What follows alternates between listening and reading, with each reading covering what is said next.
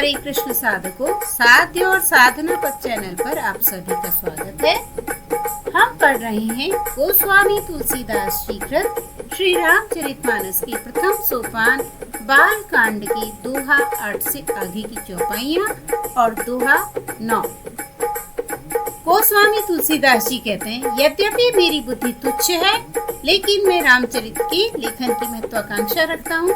इससे सज्जनों को तो सुख मिलेगा और दुष्ट उपहास करेंगे। जब दुष्ट उपहास करेंगे तो इससे मेरा भला ही होगा।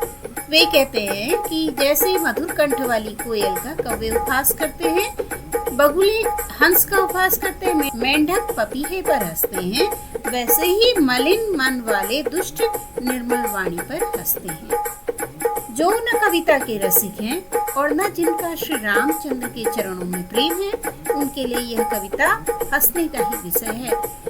क्योंकि एक तो यह भाषा की रचना है, भाषा अर्थात हिंदी की रचना है। हम सब जानते हैं कि पहले ईश्वर या देवताओं संबंधी रचनाएं जितनी भी होती थी, वे सब संस्कृत में लिखी जाती थी। यह तुलसीदास जी ने ही प्रारंभ किया कि उन्होंने अपनी रचनाएं भाषा में लिखना चुना।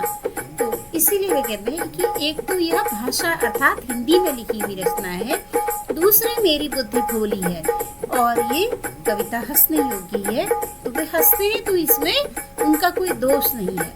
तो यहाँ पर हमें तुलसीदास जी के नम्रता का बोध होता है।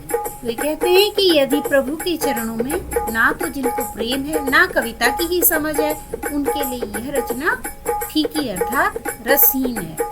जिनकी श्री भगवान के श्री चरणों में प्रेम है, श्री हर के अर्थात भगवान शिव के चरणों में प्रीति है, और जिनकी बुद्धि पवित्र है, कुतर्क करने वाली दोष बुद्धि नहीं है, जो हरिहर में भेद नहीं करते हैं, ऊंच नीच की कल्पना, छोटा बड़ा नहीं रखते हैं, ऐसे लोगों को यह रघुनाथ जी की कथा अत्यंत मीठी लगेगी। तुलसीदास जी कहते हैं कि इस कथा में श्री राम जी की भक्ति से भूषित वाणी सुनेंगे। क्योंकि मैं ना तो कवि हूँ और ना मैं कविताएं लिखने में कुशल हूँ, ना मुझे कविताओं के गुणों, कलाओं और विद्याओं का ज्ञान है, उन सब से मैं रहित हूँ। तो क्योंकि एक कविता लिखने के लिए बहुत सारी चीज़ों की आवश्यकता होती है, जैसे अक्षर, अर्थ, अलंकार, विभिन्न प्रकार के अलंकार, छंद आदि होते हैं। उन सब का मुझे कोई ज्ञान नहीं है और इसलिए मेरी कविता इन सब गुण दोषों से रहित है।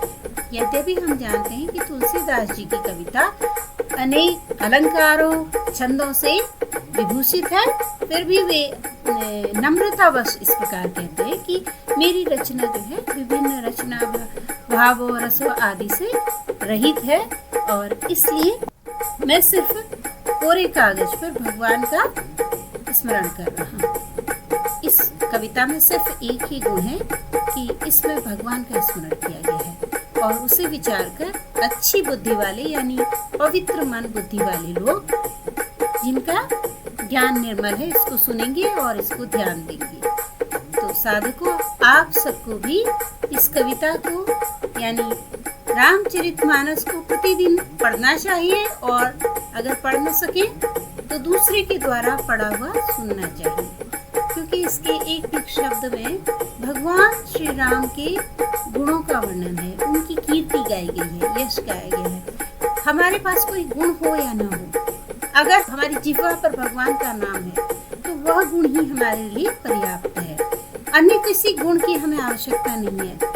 हमें बड़े बड़े अलंकार, छंदों और रसों युक्त कविता से कोई लेना देना नहीं है, क्योंकि उनका हमारे जीवन में कोई काम नहीं है। ये थोड़े से आनंद के लिए, क्षणिक आनंद के लिए है। लेकिन जिस शब्द में, जिस रचना में, जिस कृति में भगवान का नाम बार बार कहा गया है, उस रचना से ही हमारा कल्याण होना है।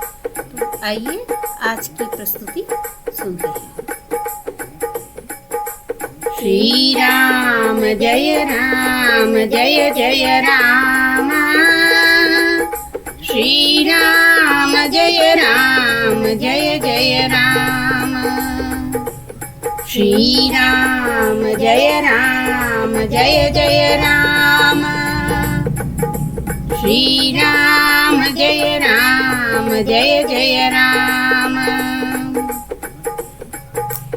खल परिहास होई हित मोरा काक कहाई कलकंठ कठोरा हंस ही बकता दूर चात कही हसही मलिन खला विमल बत कही कवि तरसिक न राम पदनी हूँ तिन कहाँ सुखद हास रसएहू भाषा भनिति भोरी मति मोरी हंसी भी जोग हंस नहीं खोरी प्रभु पद प्रीति न सामुजिनी की तिनहि कथा सुनी लागी ही फीकी हरिहर पद रति मति न कुतर की तिन कहूँ मधुर कथा रघुबर की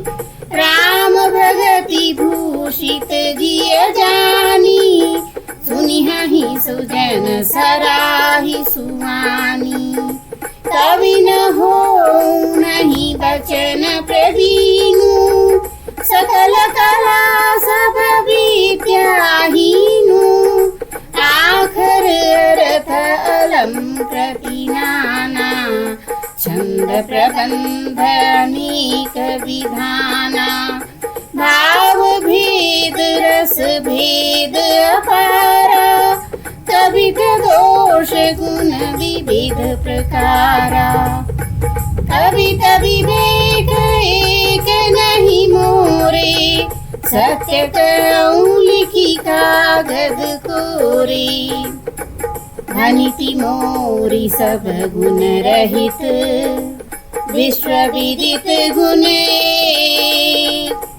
सो विचारी सुनी हहि सुमति जिनके विमल ने सियावर रामचंद्र की जय जय जय हनुमान की जय मंगल भवन मंगल हारी रमहु सुदशरथ अजिर बिहारी श्री राम जय जय राम श्री राम जय जय राम श्री राम जय जय राम श्री राम